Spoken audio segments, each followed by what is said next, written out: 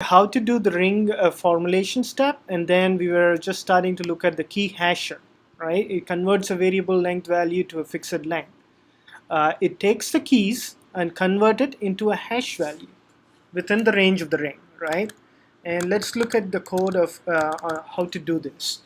So basically, this is the class that's gonna do the key hasher.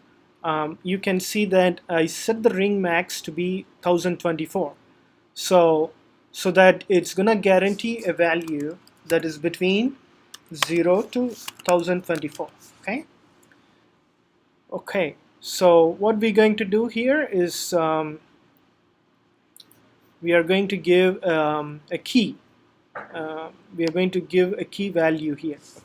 I mean a key. So let's go ahead and check our table, which is right here.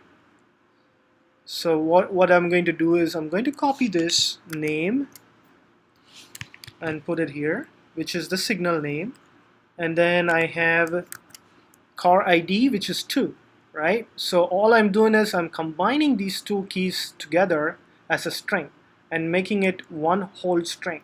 Okay, the car ID and the name. Okay, and then it's gonna give me a value between 0 to 1024. So let's try to run this.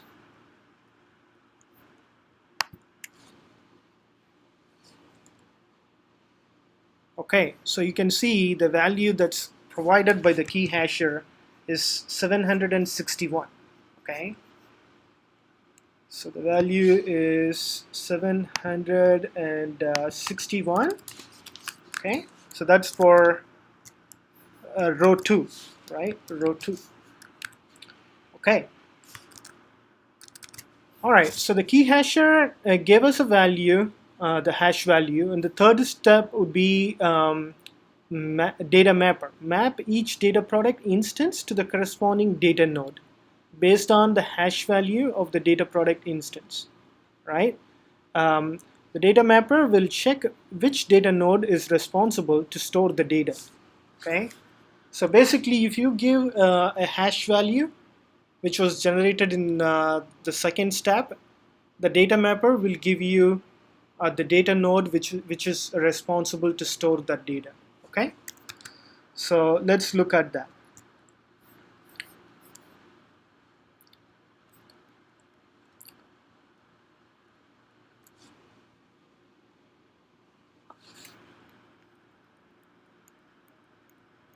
So before we do that, we need to transform this table. So if you remember, the table that we had was a node ring. For each node, it had multiple token, correct? But then this is very hard, if you represent the data in this format, to know where a particular key can be mapped, right? Because obviously it's not in an ascending order or any order, so it's hard to see where the key would go. So what I did is I transformed that map. Let me run this code.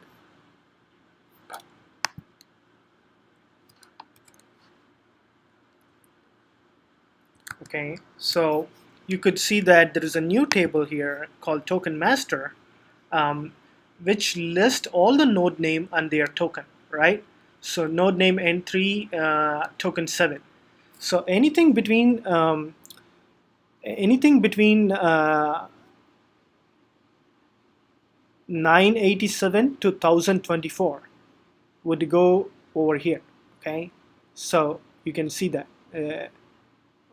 the 7, and then anything in between 7 and 99 would go to n1, and then obviously 100 and 128 would go to 4, and so on, to n1 and so on, right?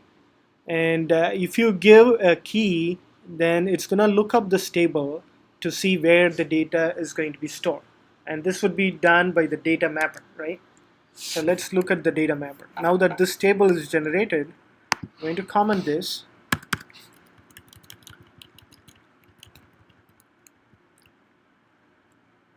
Okay, uncomment this code here. Okay, So I am giving a token or the key hash value 800, right? The hash value 800 is generated for a particular key. Okay, and then this is going to tell the node name or the node which would be responsible for storing that particular data. Okay. All right. N1 is responsible to store the data which has a hash value 800. So let's just make sure. So where is 800 in this range here? Obviously 800 is in between 684 and 892.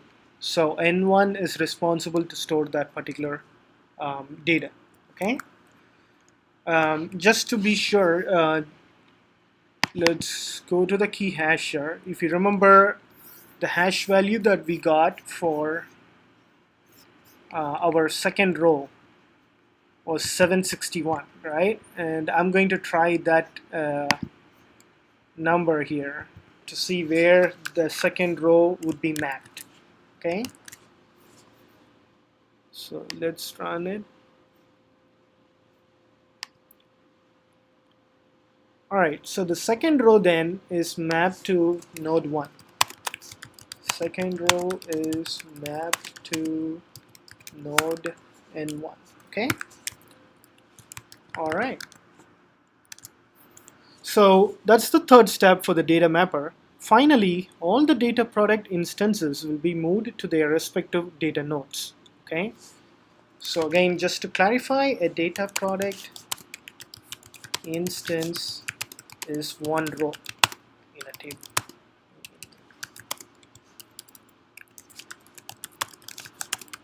Okay. If that makes sense. Okay, so that's the second step of how to map a collectional data product to several data nodes, right?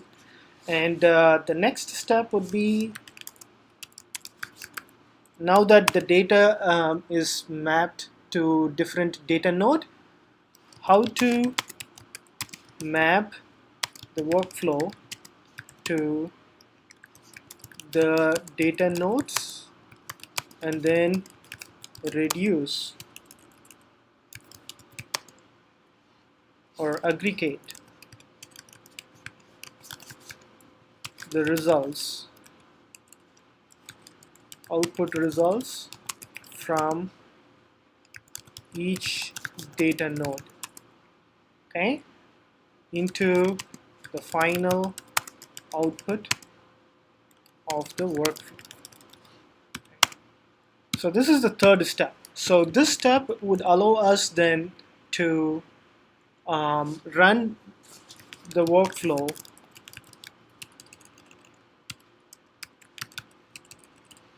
run the primitive workflow in map reduce style. Okay, speed up the execution of the workflow. That makes sense. So this is the third step. So in the next video, we will talk about how to implement this third step. Obviously, the third step is not implemented yet, whereas the first two steps are already implemented. So the third step, the idea of the third step is this right now. Okay, thank you.